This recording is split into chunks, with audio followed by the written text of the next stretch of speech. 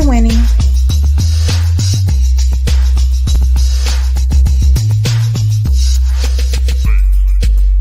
You're winning.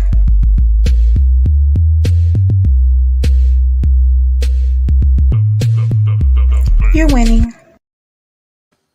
Hello, hello, hello, and welcome to another episode of Epic Understanding. I am your host, Coach Love, and I'm very excited about the gentleman that I get to bring you tonight. He is the director and the writer of several different films, but the one we're going to highlight tonight is this one. It is The Hurt We Share. I met him on my journey as I started to really dive deep into how men's mental health is affecting society. And I want to tell you what I liked about him. He goes, well, women actually attempt suicide more than men. And I said, ooh, I have a man here that knows his statistics. I was very impressed by that. And he's 100% right. However, the way that it is affecting the male population is really at 22x. What I mean by that is that men are actually completing the task. They're very effective at that. So without further ado, oh wait, he's getting up, right? The Backstage, so I was like, "Oh, let me go grab something." the moment you tried to get up, what were you going to go do? Were you going to go pick up a book or something? What were you going to do? I was literally gonna push that jacket and like extra clothes I just had on the couch. I was just gonna toss it to the side because I was like, "That was really funny in the background." But now it's there, so it gotta stay. There you go. You know what? They're getting your full artness. You know, you're an artist. You know, you're developing. You know, you guys, you need that creativity around you. Yeah, sometimes it gets crazy in here, you know. So there you go. There you go. Yeah, you can't see the whole bottom of the couch, but there's like notebooks and my iPad. I was working on a bunch of stuff earlier today. So do you write a bunch of different movies, different films at once? Yes. I find it easier that way because like one of the things I tell people who like work with me to develop their writing is writer's block is a mental state. So usually what's happening when you have writer's block is really that idea as well is kind of tapped out. But your ability to write has not stopped. You know what I'm saying? So a lot of times if you just shift your focus to a different idea, you'll still be writing at the same pace. I just do it intentionally. So like if I'm writing something, as soon as I get to a point where I'm like, oh man, I'm kind of stuck, I instantly go, all right, let's see what else I have to work on because I feel like writing right now. So something here is going to get written. There you go. And then plus you're directing too, right? So does that piggyback, does one process piggyback on the other? How's that working? 100%. I actually just had a call today about a director wanting to pick up one of my scripts for him to make into a movie. But usually the scripts I write is either for myself to direct or for people that I'm very, very close to direct. So they kind of understand me in certain ways. I've been branching out more to write for strangers to pick up my stuff and say, I want to make this. But I really enjoy directing. I like the whole process of making a movie. So I like to be as involved as possible. But if somebody doesn't want me involved, then yeah, you can just pay me to write a script or just buy one of the scripts I have. But that is, so for me, like, because I direct, a lot of the times when I'm writing, sometimes I'll skimp out on what I'm writing because I'm like, I know I'm going to direct this and I know when I see the place, my whole idea is going to change. So I'm not going to spend too much time focusing on this description when I have so much other stuff I'm trying to write.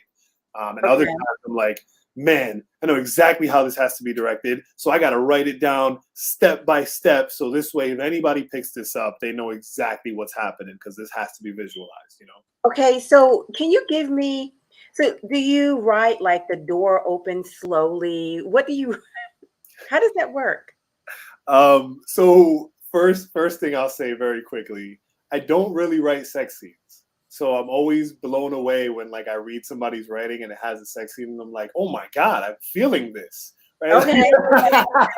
Okay. I say that because recently I've been converting a lot of novels written by female authors, and you guys are Oh. really good at writing sex scenes. So like maybe communicate that more than you write it, and things would be a lot crazier in life. You know what I'm saying? It'd be better. Wow. Okay. Okay. But I think people think that women do not enjoy sex, but women enjoy sex. they're We wrong. All just we have to do is pick up a book written by a woman. it's in between the ears, it's in our mind first. Yep, 100%. It's in our mind, not necessarily. How can I, excuse me? Maybe if we saw a guy, we might say, "Oh, he looks good," but "Oh, he looks good" in the same way shoes look good. Right. Like, I like that. It's attractive, but it's not necessarily arousal per se. Right. Exactly. You guys have your arousal and attraction decoders very well separated. Ours kind of just mingle. They just kind of like hang out all the time, Right. So it's not actionable. Right. Yeah, exactly. So you guys are like, oh yeah, he's hot, but there's no like actionable response to that. For us, Exactly. there's always action. It's like, yeah, she's hot. There's always action. And you're like, I want to do something about it. She's hot, and I want to do something about it. Right. Okay. But yeah, okay. to that, Now going back to the writing, do you write like, okay, he jumped on the table. Oh, I'm gonna do Tom Cruise. He jumped on the couch with vigorous excitement, like a crazy man in love. What would you write for that? Personally, I don't know if I would write it that specifically because I would leave so that particular scene that you're talking about, right? I would if I was going to direct it, then I would write it as he jumps on the couch and does a little happy dance half naked, right? Because like as the actor, you're gonna read this and whatever you feel that means is what you're gonna do. Okay. So like one actor is gonna come in and probably trash the whole place, jump up and down on the couch till the springs come out, right? I could write that specificity, but then I'm taking away from the actor's job. So in my head, I'm like, I got to leave a little bit of room for the actor to have some fun. So actor, I just need you in this scene to jump on the couch, have mad fun, and you're going to be half naked. What you do from there, all on you. So now if they show up and they do what you described, like they vigorously jump on the couch and all this energy, and it's like, oh, okay, I like this. This is way cooler than what I was going to write. I'm glad I didn't write what I was going to write because it would have boxed you in, Wow. Now in my scene, he was in love, but he didn't have, he had clothes on because it was Oprah's show. Oh, you're talking about the Oprah show. Yeah. It's funny. I pictured, what movie is it when he slides into the room with socks on? And yes. I pictured that from your description, right? So that right there is a perfect example of why if I'm directing personally, I won't put too much detail in certain actions because I want that disparity. I want you to tell me what you're thinking because it might be completely different from what I'm thinking. Right. And all we got to do is put them together and make it dope, But if I'm writing to sell a script, right, then I'll write in those details because when you're reading the script, you are buying my idea. Whether somebody else directs it or not, you're still buying the idea that I put on paper. So I need to make sure that you're reading this with as much of my intention as possible so you can decide, say, yes, this movie has to get made. If I'm directing, I already got a bunch of ideas that's going to make me say, yes, this movie has to get made. That's why I'm directing it. I got it. That's very interesting. So in our new scene that we collaborated together, Tom Cruise is going to be naked at Oprah's, half naked at Oprah's. I like it. You see, he's going to be half naked dancing on Oprah's couch in the spring break. Oh my gosh, that's hilarious. And if we get lucky, Tom will bring his own flair. You know what I'm saying? Maybe he comes with a little something from the Scientology department. There you go. I like that. For his new movie, Top Gun, I guess he was mentoring the next Tom Cruise or whatever you want to call it. And the guy wasn't going to take the role. And he said, listen, you want this role. and I'm going to tell you, do you want to be, he was like, do you want to be me? Do you want to be me? What kind of career do you want to have? Supposedly is what Tom said. And he was like, yeah, I want a career like yours. He said, this is what I do. I pick great movies and then I make the role great. I don't worry about whether the role is excellent. And so I'm listening to you, and it feels like that's what you're expecting. Yeah, that sums it up pretty well. That's what I'm expecting. And I tell people all the time when I hire them as actors, like, hey, listen, this script is a set of instructions, right? It's not like you don't have to look at this like your new bylaws and behave 100% on what's on page, right? What what I need from you is for you to read this script, read these instructions, and apply them however you can, right? So in some cases, you might change the words. You might say what you said here is cool, but based on the character I've created, they wouldn't say that. They would say this. And I'm gonna be like, word, I just want you to bring the character to life, so that works for me too. That's awesome. That's awesome. Actor Kevin Hart is really good for just kind of being spontaneous like that. Right. Like there's a certain level of spontaneity that comes from your actors. And then there's a certain level of challenge that comes from your script, right? Like when he says I pick great movies, he's saying I'm picking scripts that whether I'm in the movie or not, this is going to be a good movie. Right. It's going to win.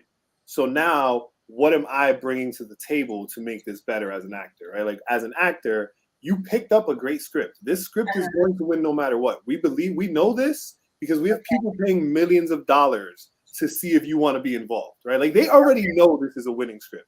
So now it's up to you, can you make this character a winning character, right? It's up to you to make this character memorable, right? Do what you got to bring to the table. Yeah, bring your part to the table now because we did our parts. You know what I'm saying? Excellent. And I think that a set that works like that is very, very fluid and it's very effective. And also speaking on the Tom Cruise thing, if you think about Tom Cruise, right? Name a bad movie he made. I can't. Exactly. I can't. You got Mission Impossible 7. But most sequels suck. And we can't even say that Mission Impossible 2 was bad. Well, because I just I enjoyed it. I enjoy that whole action thing, so I'm good with it. He makes great movies. We wouldn't say he's one of the greatest actors, right? Like society, people wouldn't say he's one of the greatest actors. I personally think he is, only because he's one of the few actors that still does all of his own stunts. And when why is that important? Why is that important? That's not necessarily important to me. It's important. It's important in the industry for two reasons. In my opinion, for two reasons. I don't have a factual answer. These are my opinion answers. So the first part of my opinion is, if you do your own stunts, you save me money as a producer. I love that, right? Because if I have to pay a stunt guy every day you're on set, that means I have to pay for another human being to be on set. And even if I get him at the lowest possible rate that's allowed, I still have to pay $1,000 a day for this other person. And I'm only using them to pretend to be you. No one's ever going to care that they were here. They're just pretending. That's a very good point. Right? That's a very good point. From that perspective, I understand why the industry loves it. And then from the perspective of like fellow actors, I'm going to assume it's because of the respect for method acting, right? And doing your own stunts is a form of method acting, right? If you're willing to walk down the side of a building with the exact same harnesses that your character is using in the script, and we're only operating off of like very minimal safety tools because we want this to look authentic as possible. I don't even like getting on swings because I'm terrified of heights. Right. And see, you want to know what I'm thinking, maybe you should not do that. That's what I'm thinking. Don't do that. Right. Don't do that. That sounds dangerous. Put the stunt guy in, and the stunt guy, we're going to wire him with all sorts of harnesses because we're going to work around showing him as much as possible so no one ever knows it's not you. So it's okay. We're going to do everything we can to protect them. But if you get in the shot, we now have to take advantage of the fact that it's actually you and do certain shots where we can't really hide as much equipment. So now, like, your talent is really, really cool, but it makes it a little bit harder. But because it makes it harder, it makes you more valuable because it's that much more interesting, you know? Okay. The fact that, like, for if you said you saw the recent Top Gun, right? Like there's a scene in there where there's a flooding of some sort. I haven't seen it yet. I've just seen a lot of like behind the scenes stuff. Right, and so I haven't I've not seen okay. the movie. I did see the interview, so I'm with you. I'm like the behind the scenes stuff. They've talked about this a little bit on some interviews. There's like this aquatic scene where they're all kind of stuck underwater, right? Okay. James is giving up a great example. Like, what if the star gets injured? That's yes, we were in the same place, and you know, he was rocking with you too on the whole risky business thing. Yeah, risky business. That's what it was. So, right, like that's a good example. That's a good example of the downsides, right? But if you think of, and with the example I was just going to give, it's a huge downside, right? For that aquatic scene, he did that as a real stunt, which means the whole thing you're watching, he's actually holding his breath and trying to escape during that whole scene. He's at risk of drowning the whole time. Yeah, what's wrong with him? Right? Why would he do that? Right. He would do it because you can't act like you're drowning better than actually drowning. Well, you know what? I don't know. You can't act like you're terrified of getting out of this seat more than actually. I'm going to say something. Okay, this is going to sound really weird. It's going to sound really weird, but you want to know, like when there's a crime committed and the police are all like, that person doesn't seem like they have enough grief. And so they're suspecting this person, but really this person's just in shock. And this is how they act when they're grieving. This is just how they act. And so for a while, they think this person is a suspect and all of this kind of stuff.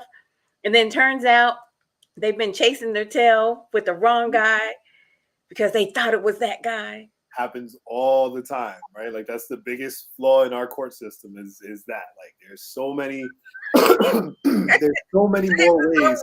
Today. He said, the breath is remarkable. It's like I'm a swimmer, so that's why I knew about that scene because I was like, yo, all right, Tommy boy, that's what I'm talking about. Why am I tempted to say, how long can you hold your breath? How long can you hold your breath? I want to know now. It's a quiz. So I can hold my breath. At this point in my life, I haven't been as much of a swimmer lately, but I can still hold my breath actively for about 2.5 minutes, right? They say the average adult human is supposed to be able to hold their breath for between 3 to 4 minutes, right? Like that's your average. So you as a person should be able to hold your breath that long. Can you do it on a day-to-day? Probably not. But if you were in a crisis, you could probably survive in the water for 4 minutes. You know, like if you were stuck to a chair and trying to fight your way out, where your burning oxygen is in your motion and your movement. So if you were just kind of staying still and just letting things happen until the heroes got there, you'd probably survive for about 4 minutes, right? That's why they say like you can be taught to hold your breath for 5 minutes, and the longest record held, I think, is like 3 hours or something like that. Yeah, it's crazy. There's people out there who are astronomically incredible. But those are the outliers. They're not the normals. You know what I'm saying? They're the outliers. Yeah, that's very shocking. I'm like, okay. So that's kind of like the reason for the you do your own stunts thing makes you a more valuable actor, right? Like Jackie Chan, all of his fight scenes, those were all his own stunts. He wasn't, a lot of that stuff was like there was choreography, but every time the choreography missed, he was really getting hurt. You know, like he was really getting hit with that frying pan. Those weren't cut to moments. Like those were actually happening in real time in front of the camera. And thank God he dodged. I know. I'm impressed by Jackie Chan. I really am very impressed by him. One of my favorites for sure. Even though he hasn't made anything in quite a bit. That's because he went back to Hong Kong. So can he shoot something in Hong Kong? Wasn't what was it? Is it 48 Hours? No, what was it called? Rush Hour? Rush Hour. Wasn't that shot in Hong Kong?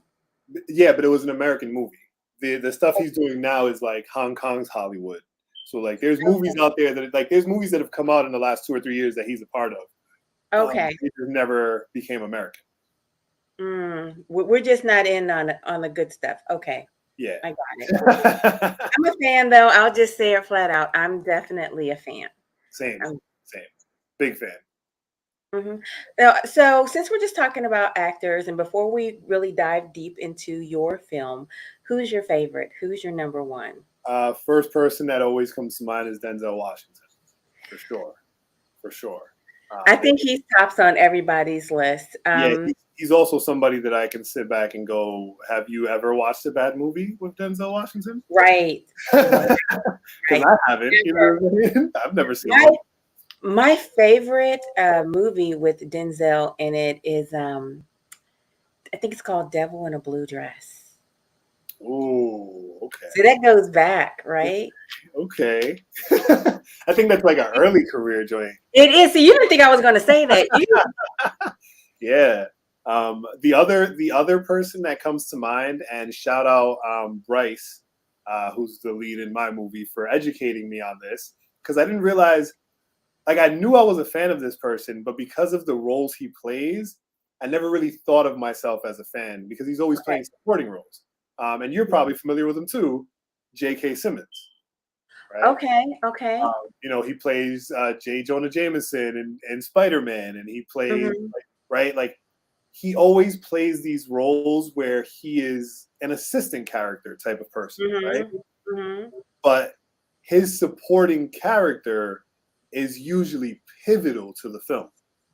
Okay. You know what I mean? Like, it is super important to the movie that he be a part of it, right? Like, when you think of Spider-Man, without J. Jonah Jameson, the news reporter who is doing everything he can to make Spider-Man look like a bad guy, we don't even have that most recent Spider-Man movie. It just doesn't exist. The whole thing is about that. Like, did you acting a minute ago, like I knew who you were talking about. But the funny thing is, you know exactly who I'm talking about. You only know him by face because he's never the lead actor. You know gosh, he was. I have to look him up. He played. I forgot what role he plays, but he was in Law and Order. Really? Who was he? The white balding guy in Law and Order, who was like chief of police, I think, or something like that. Oh, I know exactly who he is. Exactly who he is. But he's not. Farmers Insurance. Farmers Insurance. That guy. Right? Like, look at the range of stuff we're talking about. He's worked TV, movies. He's done so much work, but he's so good at what he does. He doesn't have to be a public face. You know who's good at that? You know who does that? Loretta Devine. Yes, Loretta Devine is a great example, right? Like, yes, you don't really see her in as many lead roles as you would think you would for the amount of stuff she's in. Right. You know, because all she has is some collard greens, some cornbread, some fried and I really didn't cook anything. That's all I have. Right. You know? She played that role, and her voice, oh my God. She has sweet, sexy, and tough all in this one pack. Sugary voice. I said, you go, girl. Yep. I really like her. Yeah. So I'm very impressed with her. Like that, where you kind of just see them in things and you're just like, huh. I don't think you would ever come up in a top 10 conversation of best actors, but you absolutely should, because you're one of like, a lot of these actors wouldn't pull off what they did without you. Right. Like, she's definitely she's definitely iconic. Of course, Cicely Tyson, God rest her soul. Iconic, beautiful, amazing, gorgeous woman. For sure. And then I would be remiss if I didn't mention Tom Hanks, because I had a crush on Tom Hanks when I was little. I just Oh, that's funny. I had a crush on Tom Hanks before I knew what a crush was. I just liked looking at that man. He was wearing a dress. What was the name of that? Where he was like, oh, come on, chat. Let me know what it was. Somebody in the chat say something, because I don't know. But he was staying with a friend, and they were dressing up as women so they could get a better place to live. Huh. You don't know this movie? No. I am shocked. Ing, please look it up. Don't be too shocked. My film knowledge is terrible. Like, Oh, no. I'm I'm just working my way into the game. I'm working on the studying part now. I'm learning. No, when I say I'm shocked, I'm shocked I can't remember it. I'm not shocked about you, but I don't know 50 gazillion movies. Like people say, are surprised at me all the time that I don't know certain movies. Right. People are always shocked with me. They're like, how do you make movies and you don't know this or you haven't seen this? And it's like, I don't know how that works either, bro. It's just what's working out right now. There you go. Pete, can you tell us the name of Bruce and Buddies? James got it. Thank you. Woo! Appreciate Yeah, I've it. never seen that at all. It wasn't a movie. It was like it was a television show. And it was really good. And long story short, Tom Hanks was hot. That's the whole point. Tom Hanks was hot. That was the whole reason we were having this conversation. Yes, that is the whole reason for that. And then I'm gonna just shake my head. In this, I know this man was supposed to be not so smart in this movie. Oh, you are talking about Forrest Gump. Oh yes, but honey, I found him so adorable, and I just want to reach to the screen and hug him, Jenny. Oh God! And he said, "I'm not a smart man, but I know what love is." Yep. Love it. Yeah, so like that is probably amongst like my first introductions to Tom Hanks. Wow. Yeah, so I don't know if you know, but I just celebrated my 30th birthday last weekend. Oh, well, congratulations. I did know that it was your birthday because I wished you happy belated. Yeah, yes, you did. But I did not know exactly how old you were. Just joined the 30 club. So what's up, guys? Yes. That Yes. Look, accuse me of loving Tom Hanks' hotness, even when he wasn't so smart. I thought he was even more adorable because it was his compassion that I thought was amazing, right? Yes. Mm-hmm. Yes. Okay. Yes, they were living in a hotel and all of that kind of stuff. So that's amazing. Busters. This is an incredible name. That is a great name. I hope you guys actually do that because, like, so I think he does. Okay, because I'm from Providence, Rhode Island, and the New England area. We're next to Boston, Massachusetts, which is what most people know, even though they should really know Rhode Island. But it's cool, whatever. We're working on it. And back home, there's a group of guys that go around, and it's like, at first I was like, this is kind of crazy because you're just like randomly invading random strangers' lives. But also, most of them ended up really being pedophiles, so I was totally cool with it. But they were just going around random parking lots and just like, hey, look at this group of messages we got of you. Like, you got one option: either apologize to the camera and check into rehab, or we're going to call the cops. And it was a really cool thing. And I was like, wow, this is great to make the world a better place. Well, yeah, I mean, kind of like if you are texting with someone that you think is 15 and 13 and you're 40, you're probably a bad guy. For sure. Yeah, you should be. You deserve it. You deserve it. But I'm sorry, what was the question? I went off on a whole left field. Am I focusing on independent film or so? Yeah. As far as what I look at as like my effective growing career with the focus in being a writer, director, sound designer, and like that area of space, most of my work has been independent film. I do have a couple of like studio film and studio TV credits. Actually, one of the ones I did during COVID last year was the other two for HBO. Very nice. Yeah, I worked on that team for sound and for COVID compliance and like a couple of different positions. I worked on the most mainstream film I worked on was Central Intelligence with The Rock and Kevin Hart.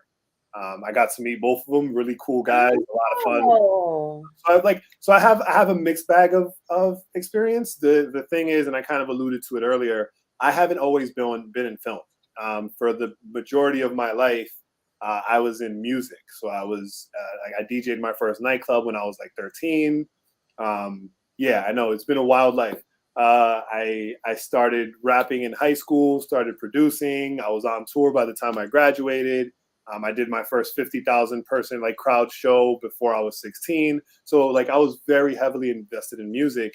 And then around 2015, 2016, a friend of mine reached out who's an actor, and he was like, hey, he's actually in this film.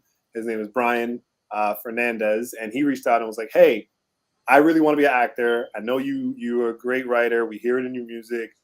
Do you think you'd be down to write this script with me? And, you know, I just need something that's going to help me get a lead role. And I was like, yeah, absolutely. Let's write a script. This sounds like a fun little challenge. Let's write a script. Let's do it. Yeah, let's do it. Why not? So we wrote that script, and I was extremely discouraged from the business because we went around trying to get funding to make the movie, and we just kept getting a lot of no's.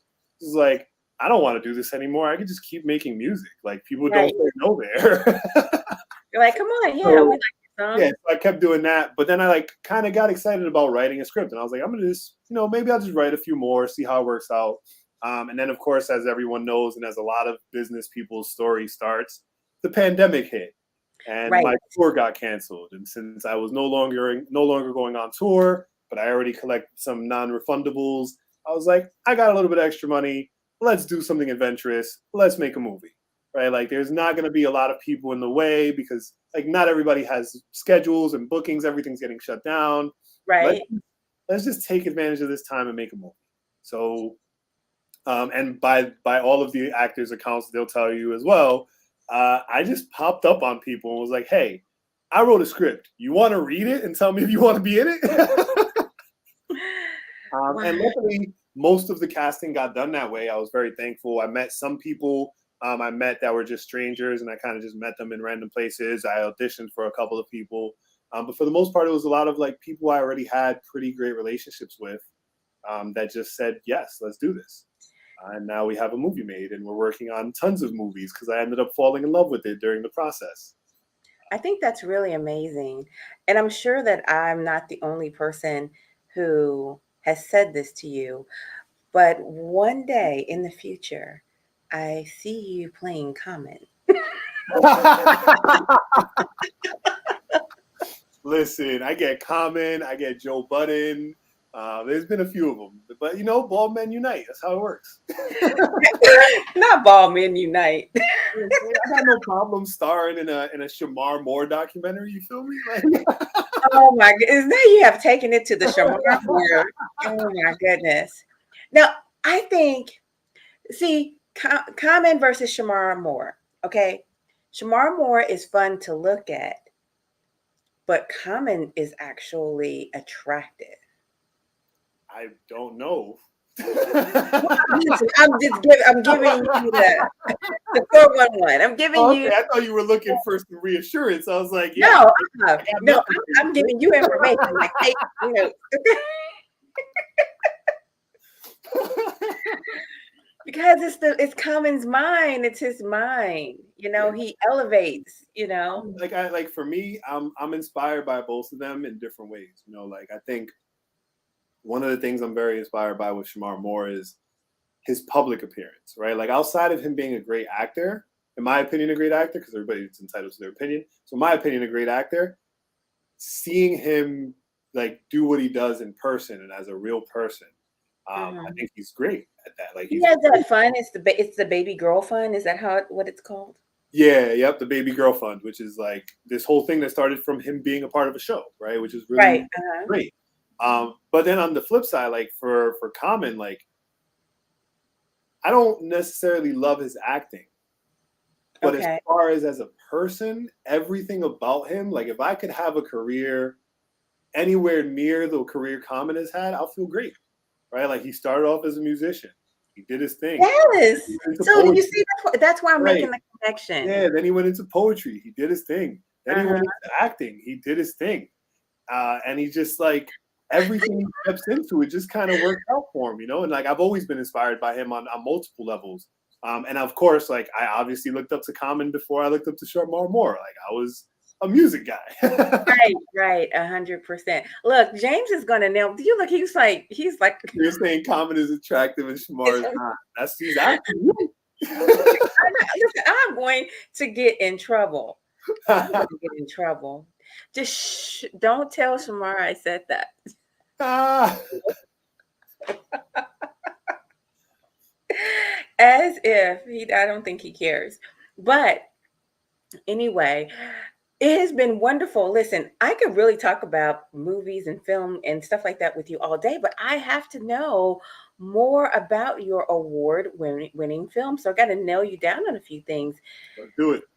Tell me about this. Tell me about this film, The Hurt We Share. First of all, how many awards did you win on this film? Because, you are award winning here. We ended up winning 7 awards, and we ended up with, I believe, 9 or 10 nominations. Wow. So almost we won. And that's out of I think we submitted to 40 film festivals. Very nice. Very nice. And I'm going to be random. What's in that cup you're holding there? What's No, I'm looking around wait, a cup? What are we talking about? No, on the screen. That is lemonade. So that picture is one of my favorite pictures in the world because it was not by all anything on paper would tell you that picture was not supposed to happen, right? So that was the very first time I ever went to LA.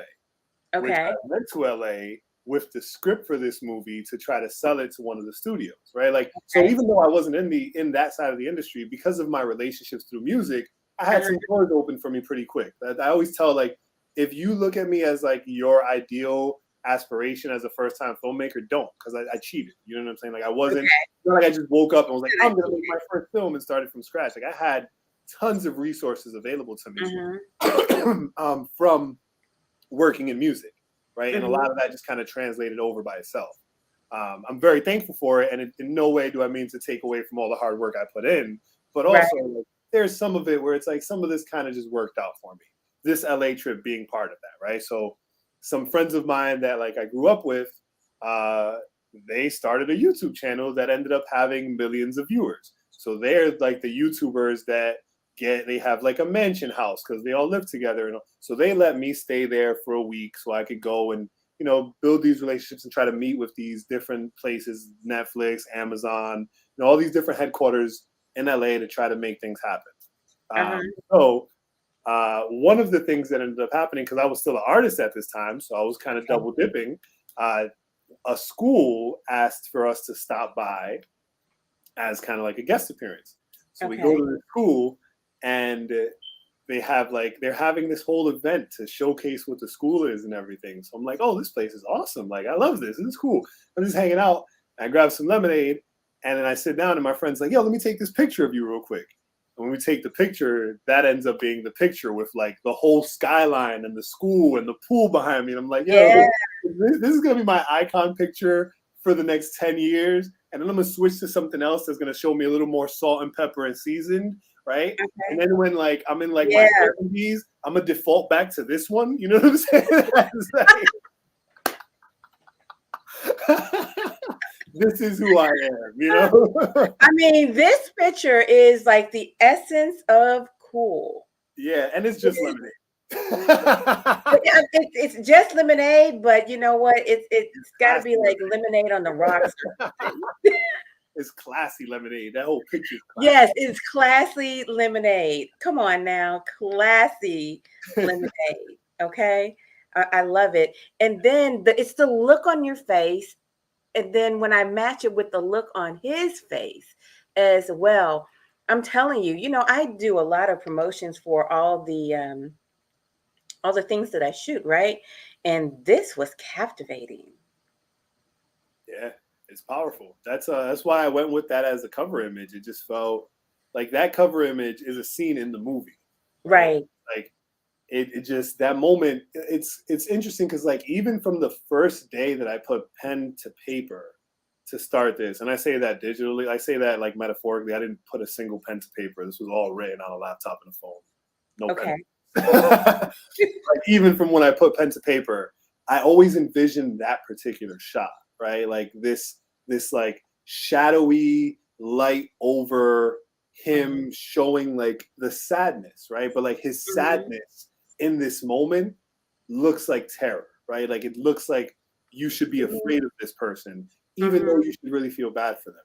And that kind of summed up the whole concept of what the film is. Like mental health for men is a man who's unhappy looks angry.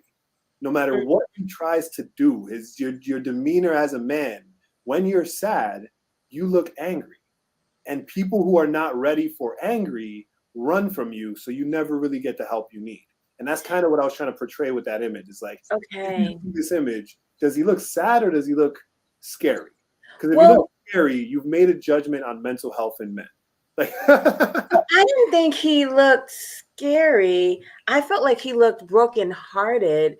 He doesn't. I don't feel fear. Being that I've seen the movie, okay. Looking back, I could see where there would be a reason to fear. But when I look at this picture, what I see is a broken heart. That's what I'm seeing. Good. And with you taking like a look at it, even though you're not really looking at him, it feels like almost a helplessness, I'm seeing in your eyes looking at him. Now, I know that's not like the real deal there, but that's what it feels like for me. I love that. That's so cool. Thank you, thank you, thank you. And so you said so much with what you said. So you said, number one, men express anger when they're sad. And you said that, oh gosh, I wish I could roll it back because I wanted to hang on to that. I don't know. You were like on a roll. I'm going to have to roll it back. I don't think it's necessarily that men are angry when they're sad or they're trying. Oh, no, they miss out. People are going to miss out on the opportunity to help him. Yes, that's what it is. I think it's that we don't. I think, and again, I'm speaking for men from a perspective of like my own experiences and men that I've been around, experiences in those conversations. So if you have different experiences, absolutely chime in and let us know.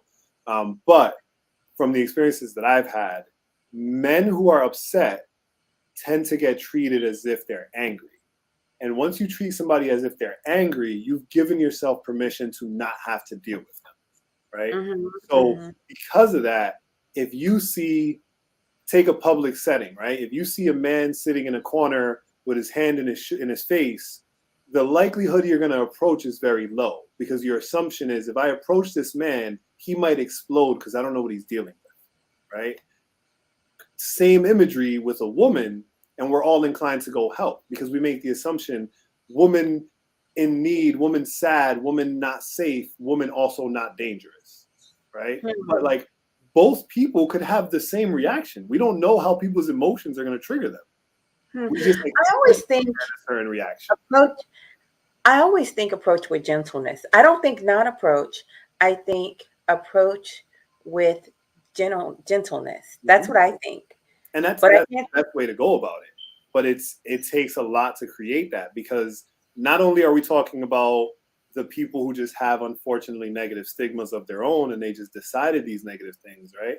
But we're also talking about people who actually have traumatic experience, right? We're talking about the person walking down the street who's had a traumatic experience with a man who probably was just sad and didn't know how to display it because we're not taught to show sadness. We're taught to show strength, right? And strength, when I'm sad, can very quickly look like anger, right? So now, if you're the type of person who's been affected by that, right? Like you've been yelled at by a man, right? Okay. You're not going to be comfortable going to a man who looks like he's in a distraught situation, right? Because your assumption is alongside this distraughtness eventually comes anger. And even if you're wrong, it's just how we operate, right? And I'm not just speaking from women's perspective. I'm speaking from men's perspective too. I'm not walking up to a man who got his face in his shoulders and he's sitting in the corner. That's a recipe for disaster, unless I know him. You understand? But it's the people we don't know who need the most help because the people we don't know that by themselves probably don't have a lot of people supporting. I'm going to tell you when I'm running. I'm running when the rocking back and forth comes.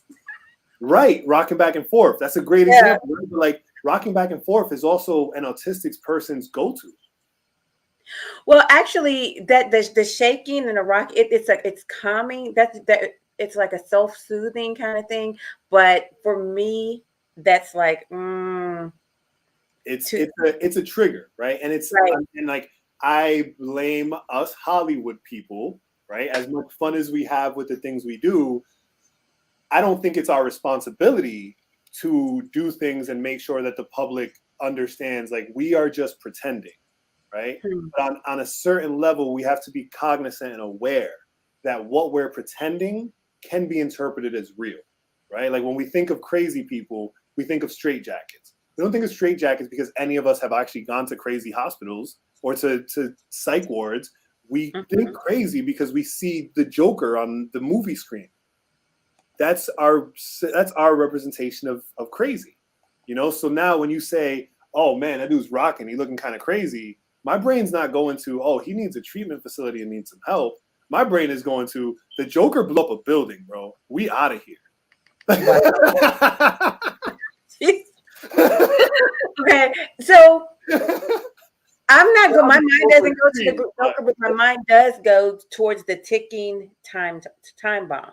Right, the ticking time bomb. Like, how long does this person have before they go off? Do I have enough time to get them off the ledge before they jump? Right, I Right. might not.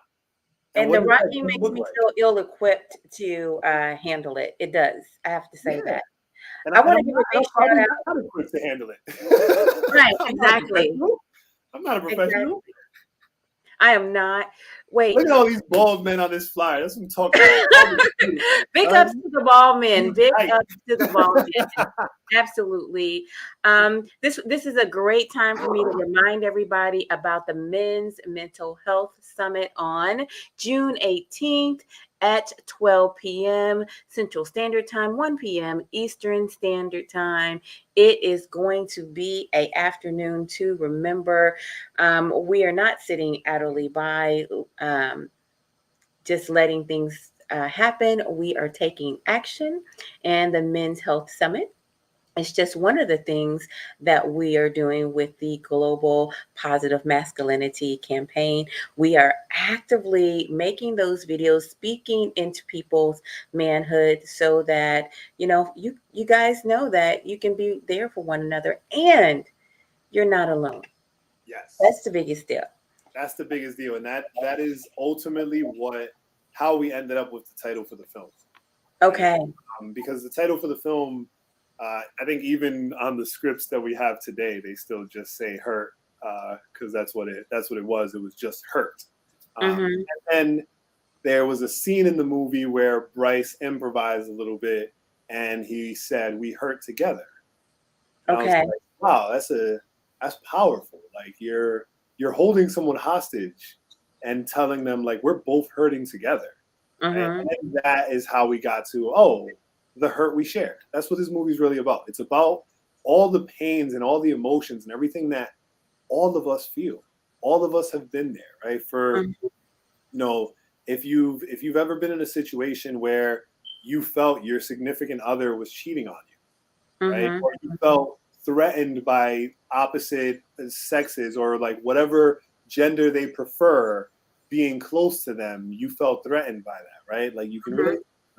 If you've ever felt judgment from your parents in a way that made you feel so beneath things that you never were going to make them proud, you can relate to this, right? If you have a friend that you, as much as you love them, you're just kind of tired of being in their shadow. That's a fair Mm-hmm. way to feel. It's okay to love somebody, but also wish that you could do a little better than them, right? There's something in here for you there, right? Like because these are all the things that, and my friends make fun of me when they talk about the movie because they're like, "Yo, for people who don't know you, it's just a bunch of good writing. But like for people who know you, it's just an afternoon conversation with you." Okay, fair enough. Fair enough. Fair enough. I got Everything it. that's being said is stuff that you say in real life. Like you're Mm-hmm. really right. So that's a big piece for me. Is like I don't want to tell stories that are just stories for the sake of being fun. Right? Like I believe in that. I love that. I don't want everything I do to have a message either. But I think, like I said before, there's a small part of me that believes like if my platform allows me to reach millions of people at the same time, I need to be careful of what I'm saying. What I'm saying has to have, 100%. it has to have intent. It has to have, like, there has to be something that either lets people get some perspective on who I am, because all they can do is judge me but not know me, since we may never be in the same room. Right.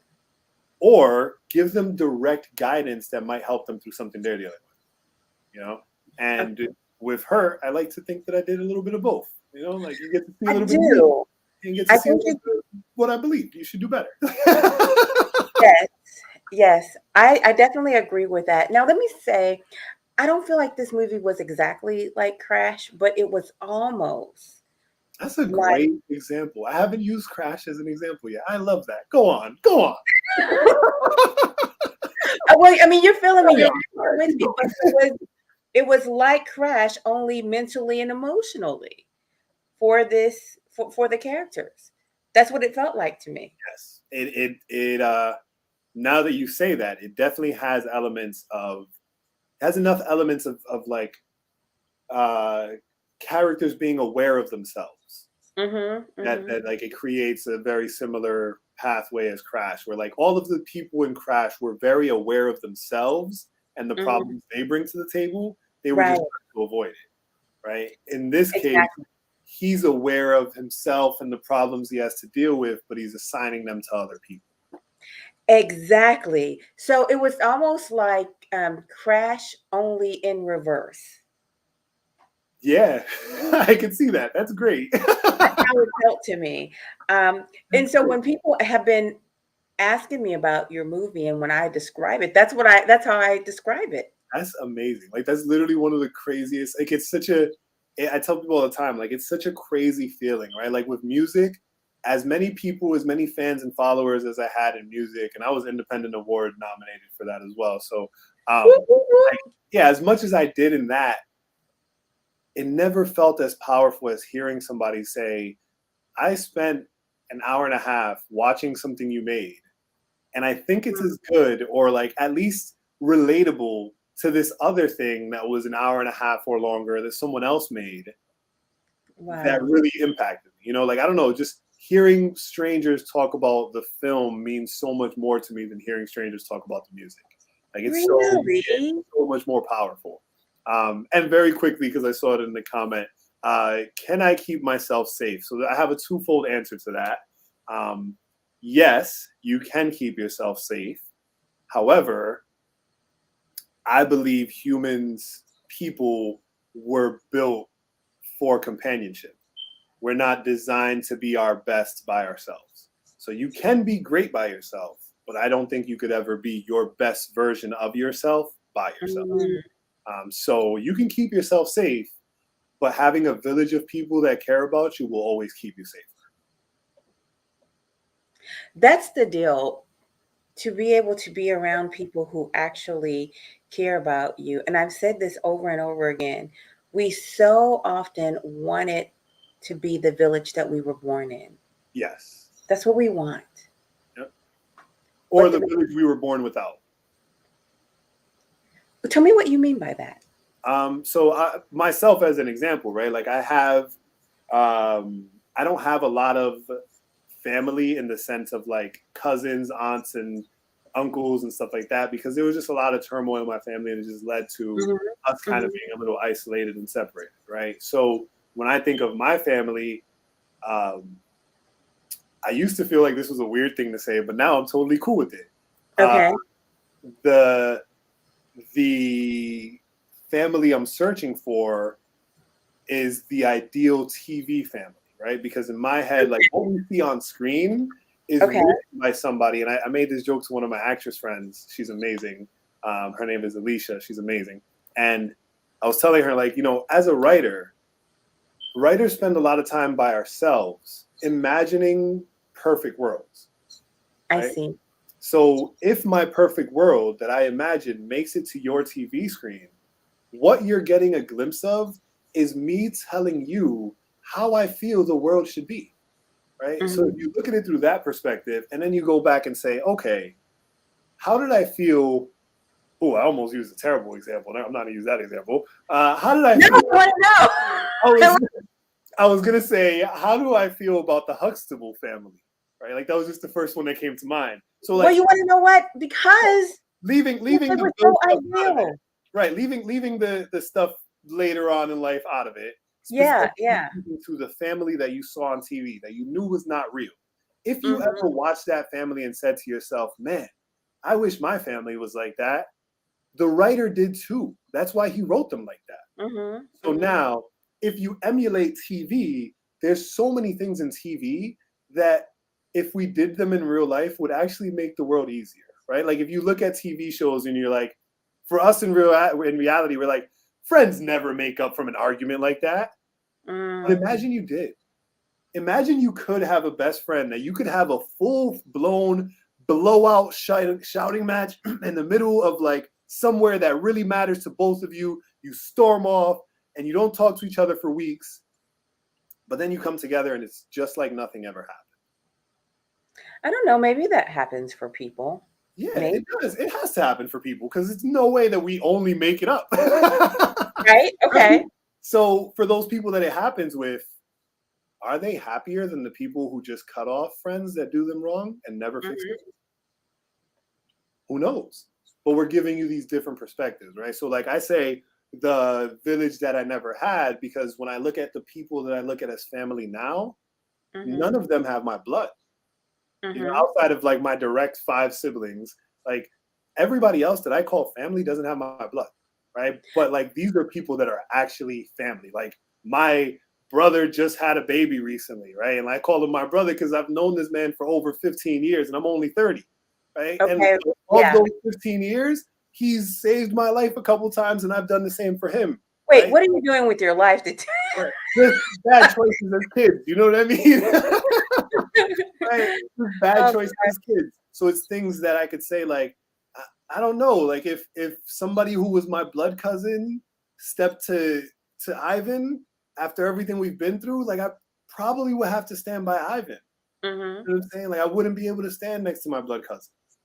So I think we were ultimately saying the same thing. And what I started off saying is we so wanted to be the family that we were born into. And you're making my point, which is sometimes it's just not. Yes. Sometimes it's just not the family you were born with. Yep. Sometimes you find a kinship with people on your journey. Like they just get you and they want the same things that your heart wants for you. And they actually value you and for who you actually are versus like being in competition with you or anything weird like that. You Yep. know, um, Cain killed Abel. Cain killed Abel. Right. That was the first murder on earth. And so even though we very, very much want it to be a certain way, sometimes those people that we were born into, they just really disappoint us for whatever reason. Yep. They just don't have a healthy look at us. And so can't fix it. We just say, okay, that's how you are. So that's how you are. Exactly. Yep. And I don't know if it should be that way. I mean, what do you do about it? You can't sit around and mope about it, you know? I think about parents who abandon their kids, okay? And they don't want them for whatever reason. The person who was abandoned should not feel bad because they were abandoned, because people throw away um, valuable things all the time. People lose valuable things all the time. And I guarantee you, if someone put $1 billion in the trash can, that would still be worth $1 billion. The fact of the matter is, they simply didn't know what they had. Exactly. Yep. Yep. Mm-hmm. That's the unfortunate truth. Right. You you can't expect someone who doesn't recognize great jewels and pearls to have a understanding of who and what you are. Now, this is even biblical. It simply says, "Do not throw your pearls to swine." Hmm. We have to learn these lessons. Yep. We have to. And so I'm sure More of these lessons are going to come out in future films. How many are you working on now? So writing wise, I have have 7 or 8 projects that I've written over the course of the last couple months, or Mm-hmm. really in the beginning of the year. Right now, I have 3 projects I'm working on for clients. As far as just writing, I have my next feature film that I just started shooting recently, which is it's a horror film that has some underlying messages around drunk driving, but really it's just a horror experience about, this traumatic experience this person goes through. And I just got off the phone earlier this morning with someone about putting another script into production, an action thriller that has some undertones about police corruption. So, like I said, I don't want to be the person who's like, this is the message in every film. Like this film, the message was super intentional. The film was inspired because a friend of mine, was a victim of suicide, and when he passed, I kind of reflected on like the times that I felt suicidal or that I tried things, and I was just like, what is bringing us to this point? What's happening? So that's why I wanted this film to kind of be a perspective of, it doesn't matter how many nice and good things you say to someone who's suffering from depression. In their head, they are hearing only the ugliest things, So that's kind of the picture I was trying to paint, which is why, like we said before, a lot of the film is him acknowledging his flaws, but blaming other people for them. Right. Projecting. He was projecting. And he's projecting through their compliments. Exactly. It was really, it's powerful. It's powerful. I want to just highlight this. Salute, big ups, and thank you. Appreciation to James Possible for sharing this. He said he had to divorce his family. In fact, recently he found out that his father passed away, and it happened 3 years ago.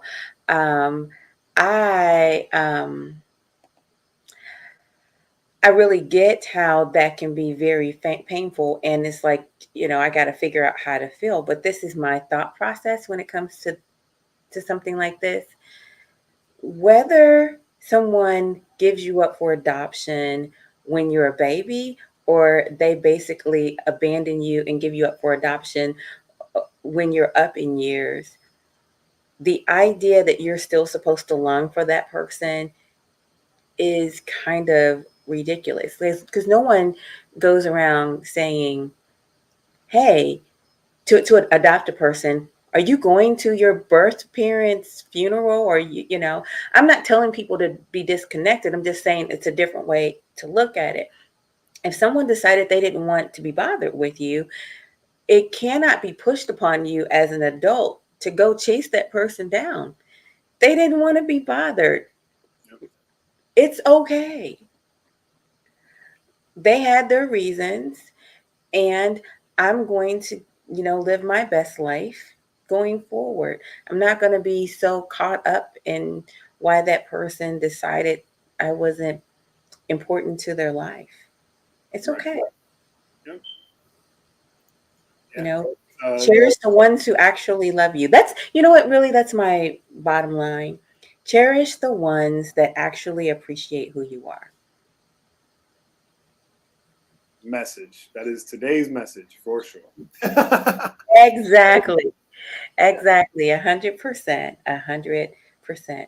I have never heard anyone else speak on this level before. Thank you, Erika. I love it. I am so glad you're hanging out with us tonight. I'm very thankful for everybody who's watching and everybody who's chiming in. Like those are very important questions and statements. Like, and for James, it's interesting because that your scenario, right? Like I didn't divorce my family. I don't have a strong relationship with my father, right? Like we are very distant. I haven't spoken to him in years, right? So reading that, it gave me a little bit of pause, because I was like, will this be me in years, right? Like, obviously, people pass away. That's how life works. So will this be me in 20 years, 30 years, right? Like, will I be saying, I didn't even know my father passed away, right? And how do I feel about that? Like, am I okay with that? So like it gave me a moment to really kind of reflect for a second and say, this is a real thing that's going to happen if things don't get better. And how do I feel about that? And I don't have an answer yet, but it's cool that it made me think. It is totally. And I think we get to decide how we want to feel. I really do think that's the question. You ask yourself, how do I want to feel about that? And then work towards that, Yep. Especially if you don't like the way you're feeling. Exactly. You have to. There's one thing that I know for sure is that you can work towards creating the reality that you want for yourself. Even when it comes to your emotions are not completely out of your control. And I'm not saying that you're 100% in charge of them, but do you know that if you smile, you make yourself happy? If you laugh, if you fake laugh, you start releasing dopamine that makes you actually happy. Wow. Yes. And I am proud enough. Seriously, first of all, I've done this to myself. I've done this to myself to lift my mood, you know, but at the same time, and it's not 100%, it just works. It can work. But I used to do this with my classroom because sometimes, oh my God, teaching adults who are working, 40 and 50 hours a week and piling a bunch of homework on them at the same time, I'm telling you, they don't really like you. They do not want to be bothered. And my mom recently got her bachelor's degree. It's been a great year. My mom recently got her bachelor's degree, and I sat in on like the digital part of the graduation. They did a digital and a physical one.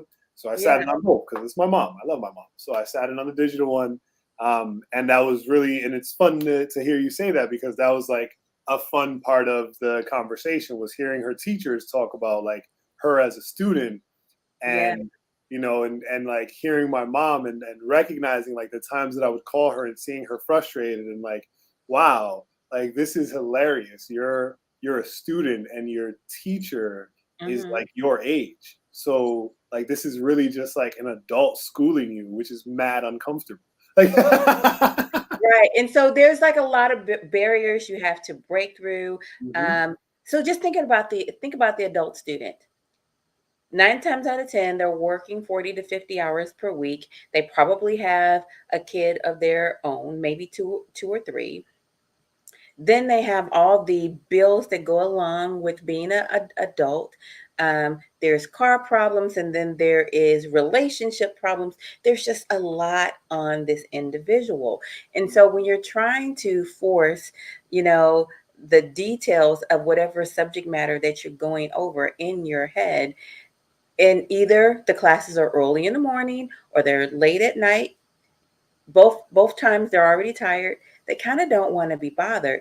And so as a teacher who focuses on adult learning, I had to be really creative to get people in the mood, open up those brain cells. And so one of the things that I would have people do is, as a class, is sometimes we would just laugh. I said, okay, we're gonna have a 30-second laugh, and I would have all kinds of wild interactive exercises, but it would break the mold, and all of a sudden people are actually present, because that's where you need to be. I need students present in the moment. I don't need them thinking about traffic. I don't need them thinking about the fight they had with their spouse. And I don't need them thinking about the crap that's going on at work. I need you present in the moment so that we can tackle this information and you can actually learn it while you're here. Right. And I think that's where and we do not have time to get into this conversation, but I think that that's where the education system is failing. In that, Mm. for youth, they don't get that same level of respect and treatment, Oh, right? Like you don't, a high school teacher is rarely sitting back and thinking to themselves like, wow, this student might have a lot going on at home, or might just have something going on that is a lot for them to deal with, right? Because if you think like all the stuff you described that you attribute to considering for an adult, right? The likelihood of a child having that doesn't really exist. mhm. However, the equivalent stressors do exist in childhood or in teenage, Right. right? Like the equivalent stressor of having a child is being the kid left out of prom and thinking Mhm. you're never going to have a child, right? So like that's the spectrums that we're dealing with, and I think that teachers don't often respect kids enough to discuss like, hey, am I being, am I as a teacher being too much for this student to handle right now because of what this student has going on?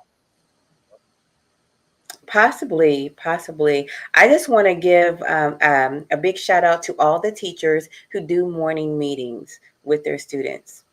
Yes, they're Love it. pretty cool. Yes, the morning meeting with your students empowers the student and it helps get everybody on the same page. You'll be surprised what information you find out. So, hashtag morning meeting, no matter how young or old your students are, it works really great. So, big ups to that. Tell me this, if you had one closing word that you want to leave for the people about mental health, if you could make it specifically about men's mental health, I greatly appreciate it. What's your closing remarks? Honesty, Oh, wow. yes, because um, I think that as men, we are taught to hide the way we feel to a point where we're borderline being developed as liars. Like we're being Mhm. turned into sociopathic liars. Because if you're telling me to learn how to hide my feelings from a young age, I'm spending my entire life learning to lie to you about how I feel. And as I Mhm. get older, it's just going to get worse and worse and worse. And that can stop once we're honest, right? And it stops at any point in your life once you're honest.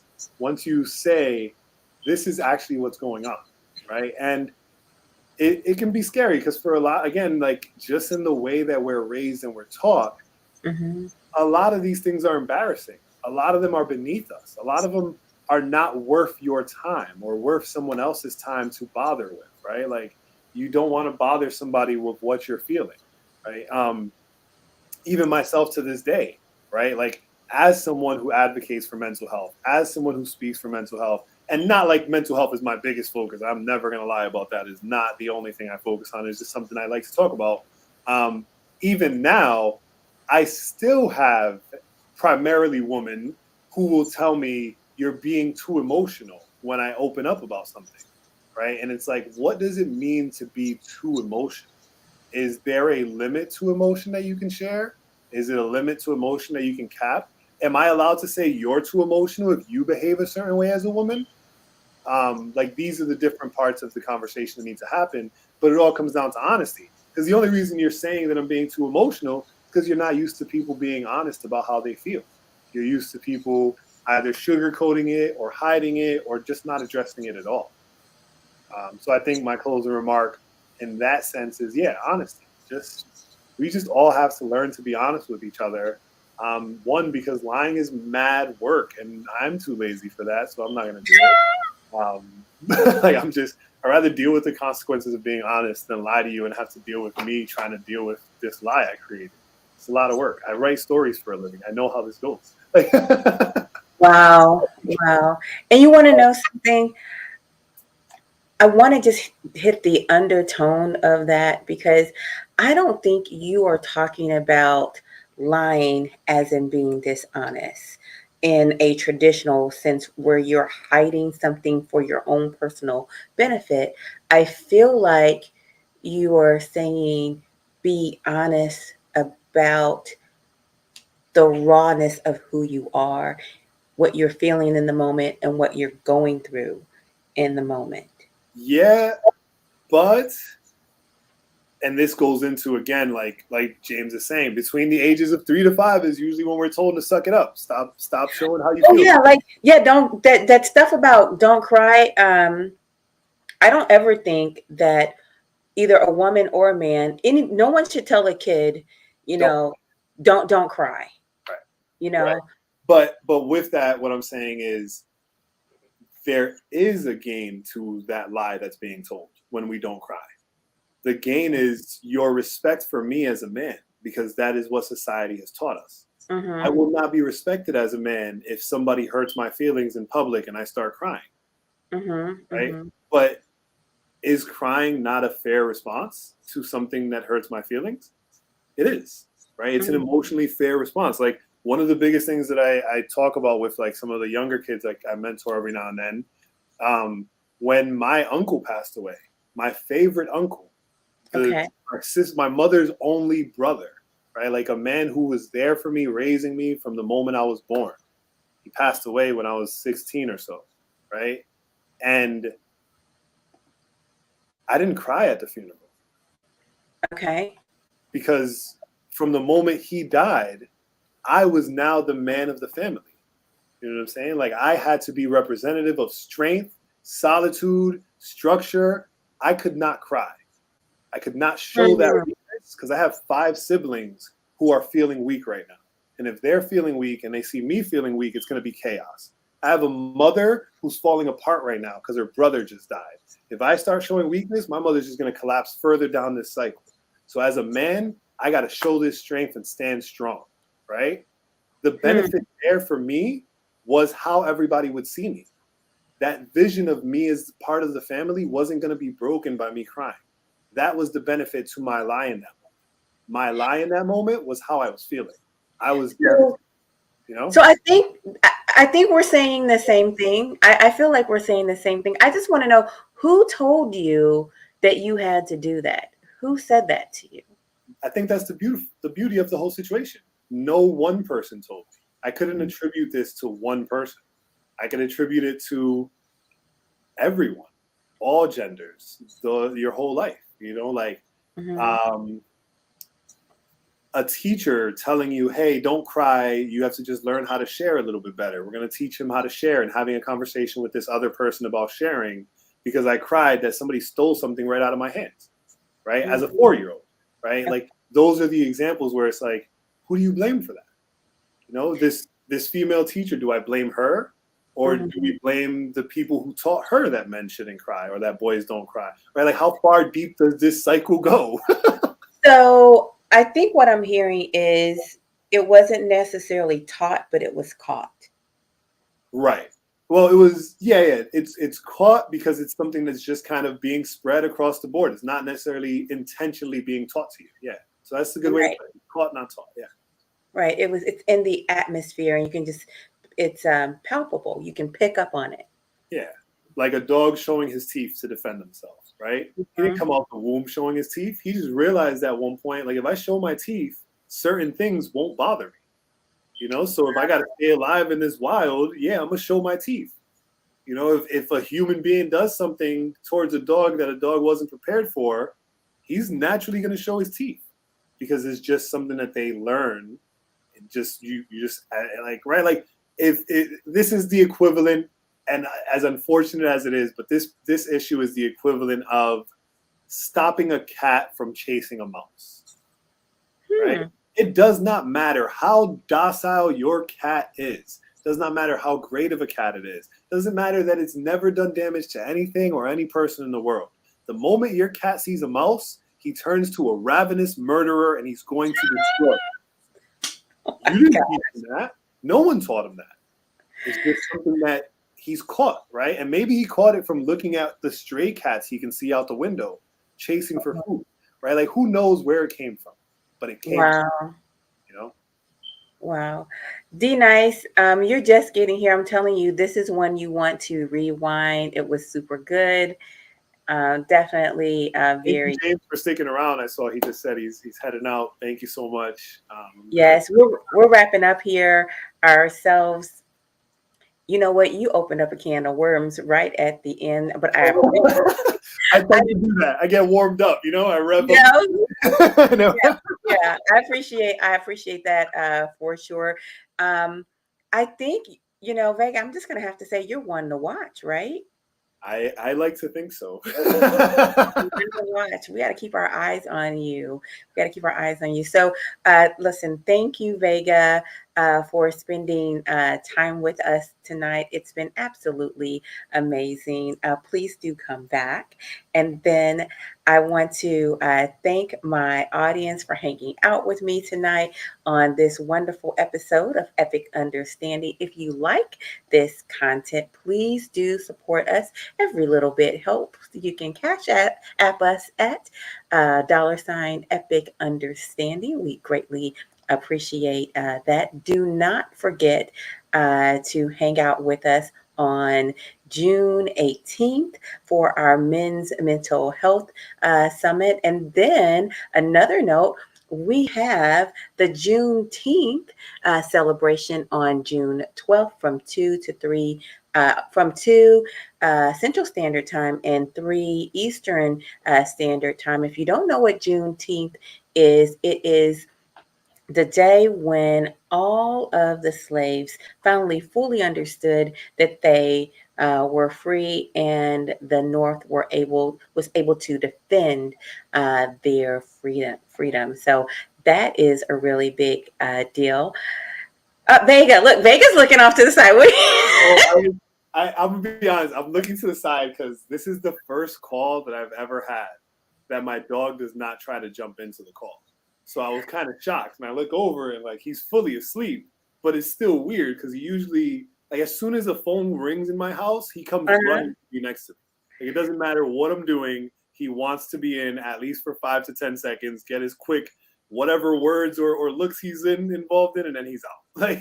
Oh wow! He didn't pop up at all today, and I was just like, that's weird. I'm gonna say that's my mama bear. Goodness gracious, who knows? Anyway, thank you for hanging out, guys. Thank you for being with me, Vega. You are just a plain old good time. Thank you. Bye for now, guys. Bye.